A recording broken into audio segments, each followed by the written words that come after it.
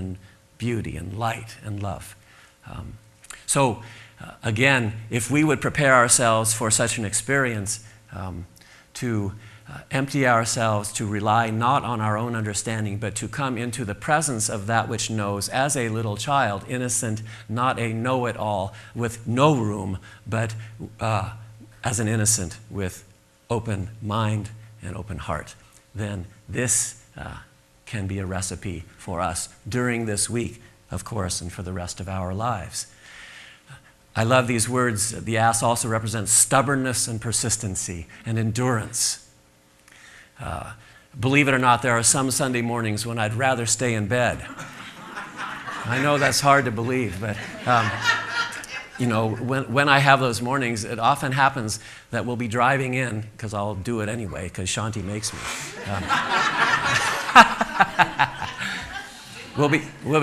We'll be driving in, and I'll look up and there'll be the beautiful snow geese flying overhead, and oftentimes right over our car, as if to say, remember endurance, because in the Madison wheel, snow geese represent that ability that we all have to keep on keeping on,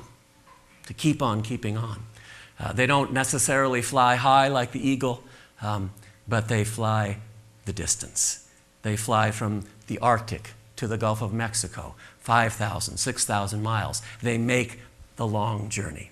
And as a part of our strategy for a direct experience of the Christ, the truth of our being, we need to have this endurance. We need to have this, our eyes on the prize, which to me, again, is this direct experience of our own beauty, our own truth. That's what we're after here, because in that we are saved and we are a salvation to all of life. We are blessed and we are a blessing to all of life. It's not how much we understand. It's how often we can remember and connect with this truth and let it be beyond our understanding.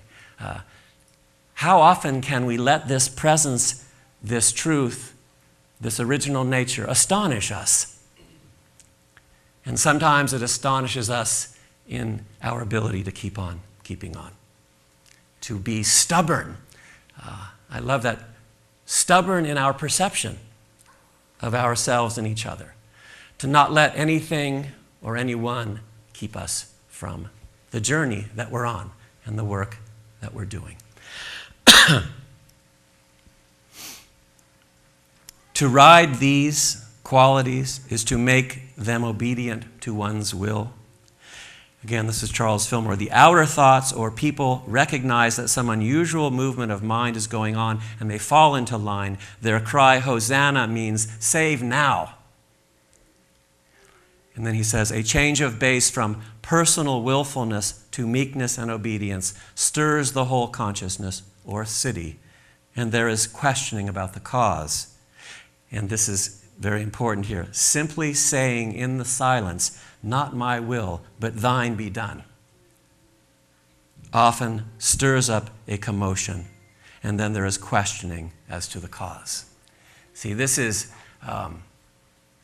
the I am of us. In unity, we say we should always attach our sense of I am to a divine idea. We may be sick, we may be going through a period of sickness, but we don't say, I am sick. We say, I am health, I am life, I am love.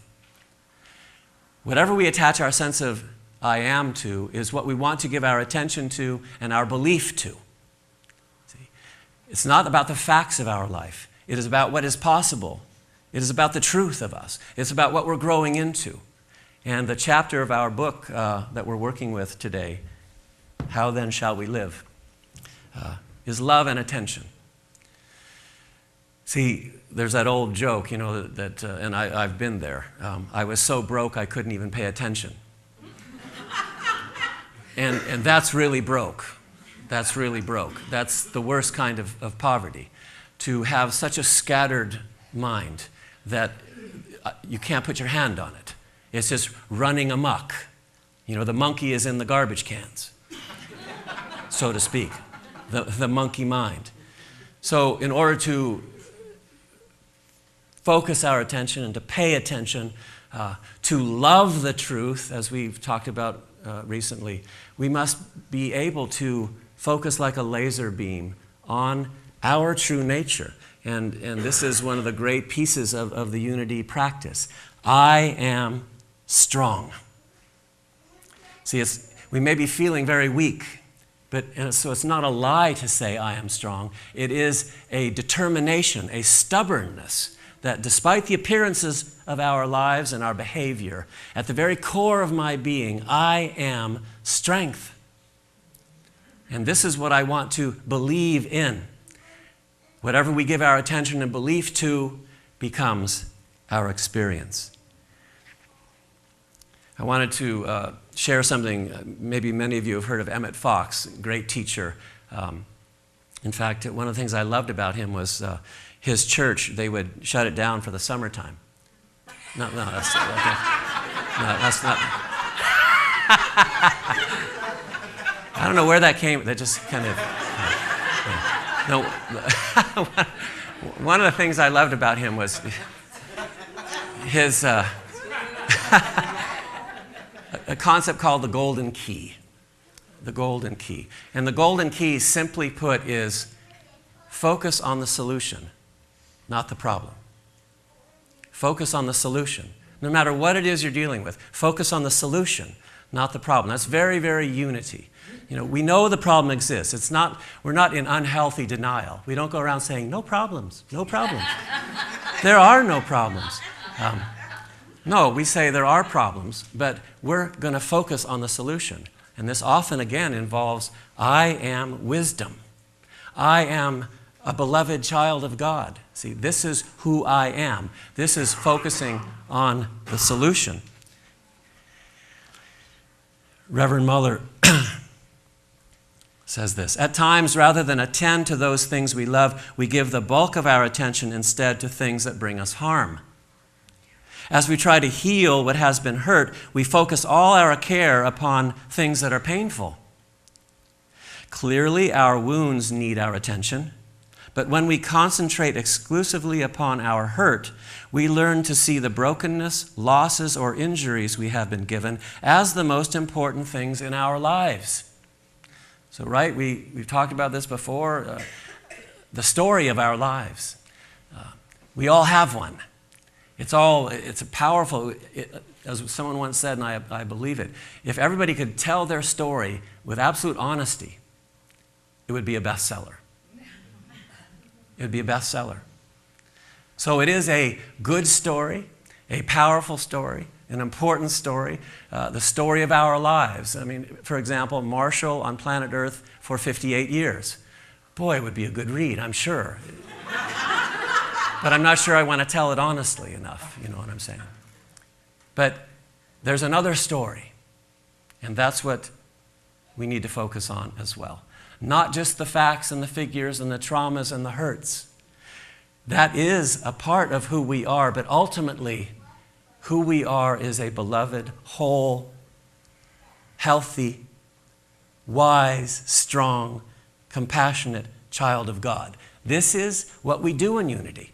And people might say, well, how do you know? How do you know? I beg to differ. I want to argue with you about that. And the answer is, well, we really don't know. Yeah? We can't prove it to you. But again, there's a blessed and exquisite practicality to it. What do you think the result would be if you spent all day long thinking about what a beast and a worm and an awful person you were? If that's what you affirmed and believed and focused on, damaged goods, damaged by childhood, damaged by all sorts of things that have happened to you in your life or to us.